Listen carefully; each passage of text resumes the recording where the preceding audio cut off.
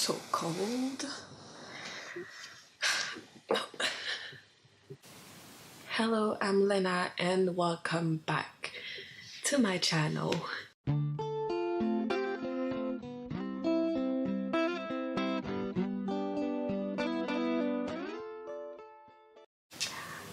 I'm really in the mood for a chatty video tonight.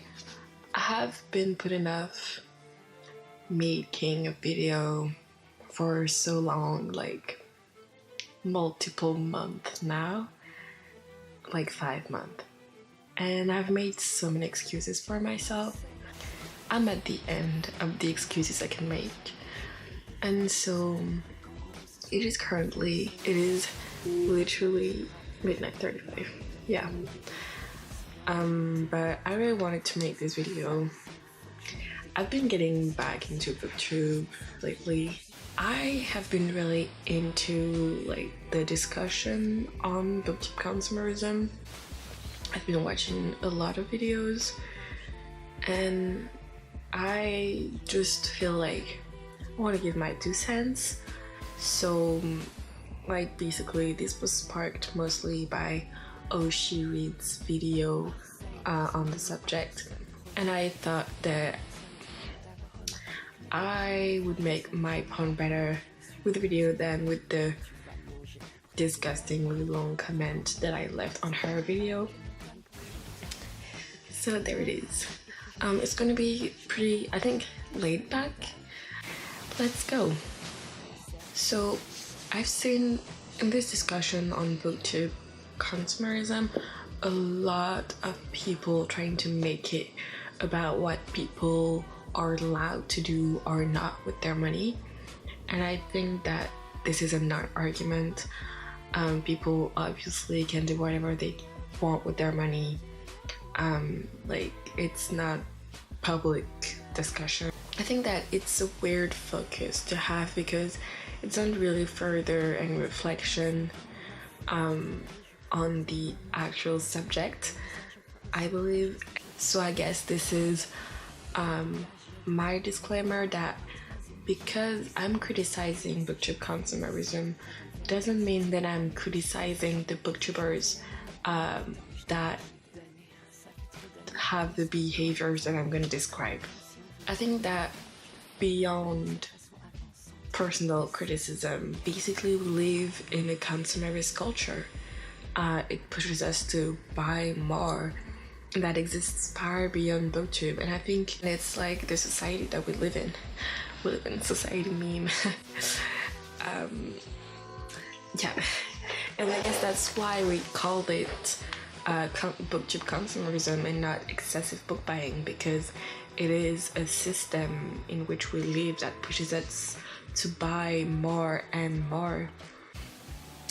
And I think that this discussion should be about us as a community realizing that even if we can buy whatever we want, the content that we put out has a certain power, and that it often contributes to some people, whether they watch the content or they make it to feel alienated, and that if a certain behavior makes people in our community feel inadequate, then I think that it's our duty to question this behavior.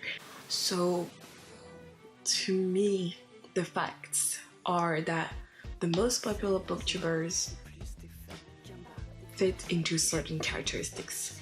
They do a lot of hauls, they have these stereotypical setups with like huge bookshelves, a plant, a candle, a tea mug, fairy lights, and they have like gigantic TBR piles.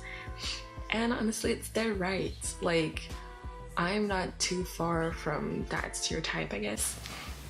And they're successful because people love and watch this content. And honestly, I love watching hauls. Like, I think that they're really entertaining. But the facts are there, and those facts set expectations that say that to do Booktube right, to be successful at Booktube, you need to have a lot of books, to buy a lot of books, and to have these huge shelves to basically display those books.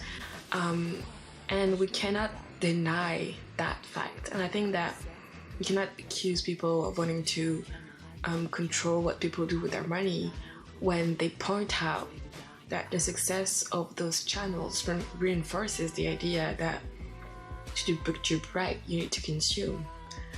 I think that there can be a feeling that a huge chunk of Booktube is more about books as objects rather than reading as an experience, and I don't think that's wrong. Like, people make videos about book design. I think that it's super interesting. I love those videos because I care about books as objects as well, but I do think that we need to be careful of the attitudes and the values that we promote in our community. And I think that I worry that this slip towards a more, I guess, materialistic Booktube is not intentional, in that we're getting caught up in this kind of image-obsessed materialistic culture where we collect and we display books because it is a mark of status. And all dudes in the 19th century did that. They bought fake books to like display on their shelves and pretend that they had more status and wealth than they actually had. So Booktube is not an exception. It is part of the rule. And I guess it's not surprising because the internet is like kind of a liminal space where we are both enabled in our worst, wildest consumerist impulses, and at the same time we are faced with so many alternatives to those impulses. So I'm not saying that Booktube is like toxic for that. I just think that we need to be more conscious of our bookish content. And even if our book buying habit is perfectly sustainable for our budget, I think that actions don't exist in a personal choice vacuum. We obviously have influence on others and vice versa. And it doesn't matter if no one is saying you directly, you can't do Booktube right if you're not doing X, Y, Z, because this is the message that our most popular content gives. And so as content creators and watchers, we seek to emulate that. I think in the end we have to ask ourselves, when we say that we love books and we love reading, do we really want it to mean that we love buying books? And if we want to support the book industry, there are so many more actors in it than authors and publishing houses. We can support libraries because they provide services beyond books. We can support audiobook voice actors and ebook formatters and independent bookshops that are getting eaten up by chains and places like Amazon. And I think that there are so many ways to support the book industry without putting an emphasis on consumption.